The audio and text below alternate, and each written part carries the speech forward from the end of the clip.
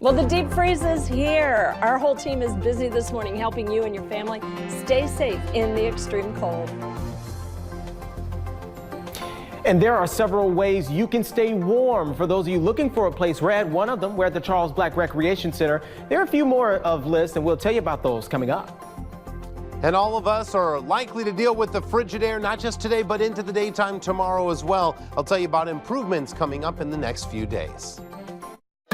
You're watching WNDU TV. 16 Morning News starts now. Well, we start with a weather alert about the deep freeze. Right now, wind chill values across Michiana are anywhere from 35 to 45 below zero. These are extreme conditions that many of us are only going to see once in a lifetime. And we can't stress this enough. Don't go outside unless you absolutely have to. And make sure the pets don't stay out very long. Our team is spread out this morning to make sure you stay safe in the bitter cold. Joshua Short is standing by at the Charles Black Warming Center in South Bend. We're also going to hear from Melissa Stevens with how to stay safe if you need to head outside. But we need to get right to David Harker. He's in the Storm Team 16 Weather Lab. David, a lot of us don't really see anything like this very often.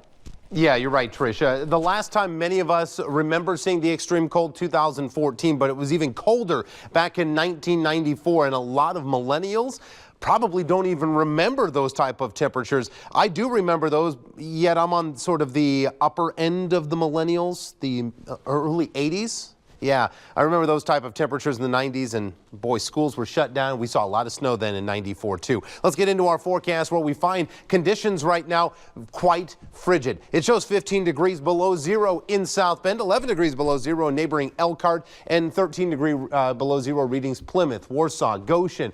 You get a little help if you're up in St. Joe Benton Harbor, maybe from the temperature, but not from the lake effect snow showers. Those continue to fall, continue to pile up. It's going to be blowing around.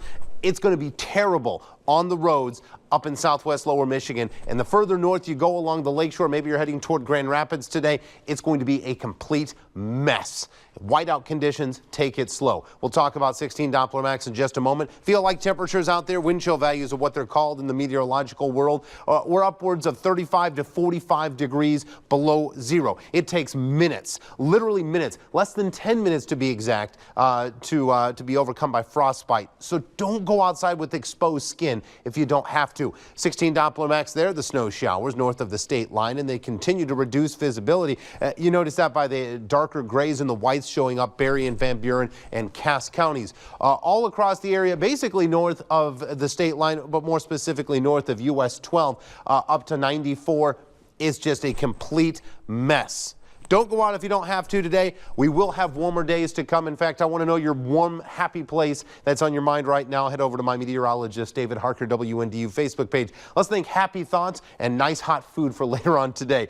We'll talk more about our forecast here in about 10 minutes. So important to think warm thoughts, and especially for some people that are without power. This is a breaking news story we're learning about right now.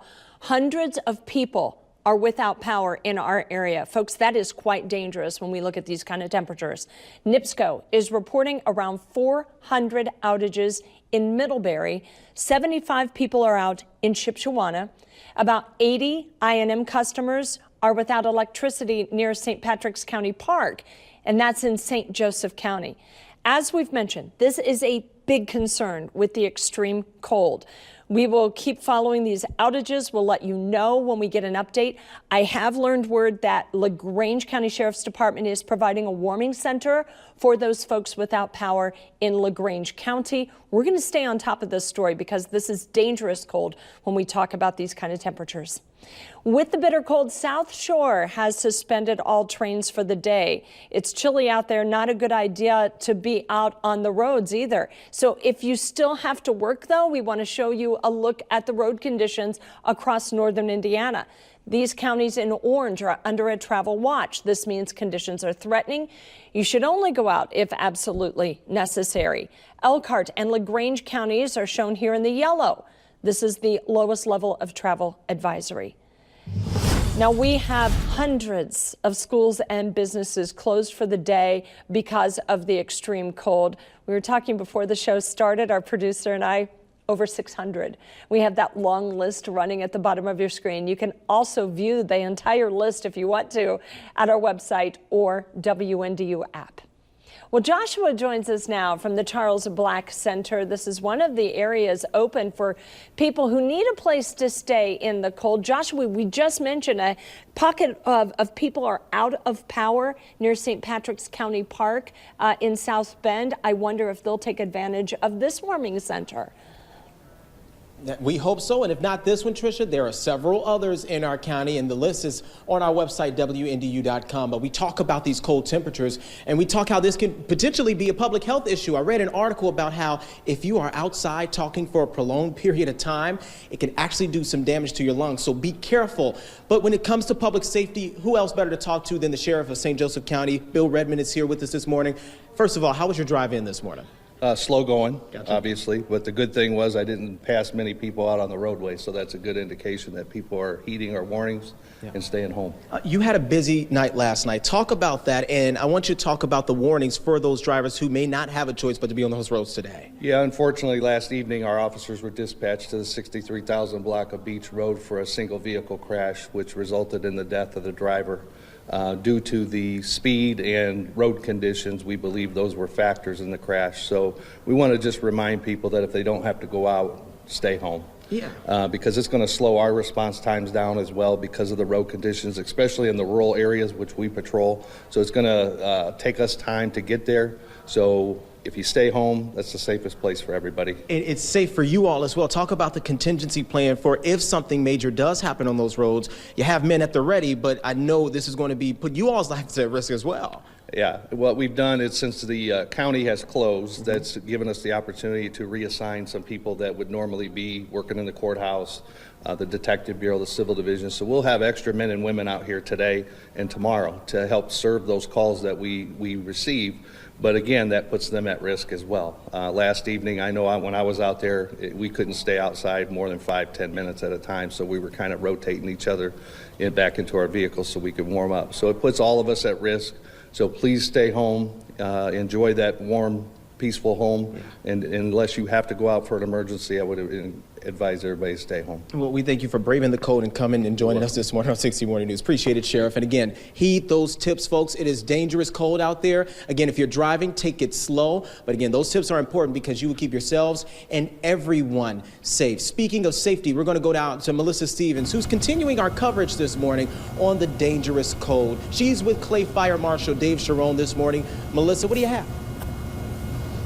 Well, I've got some warm earmuffs on, which is really great because it is cold outside, as we've been talking about all morning. But one thing that you may not think of this morning is dehydration, and that can happen really quickly outside in these temperatures. So Fire Marshal Dave Sharon, let's talk about that. Right. You know, people don't think of that in this weather. They think of it when it's, June, July, August, because they realize that they're out, they feel hot, they're sweating.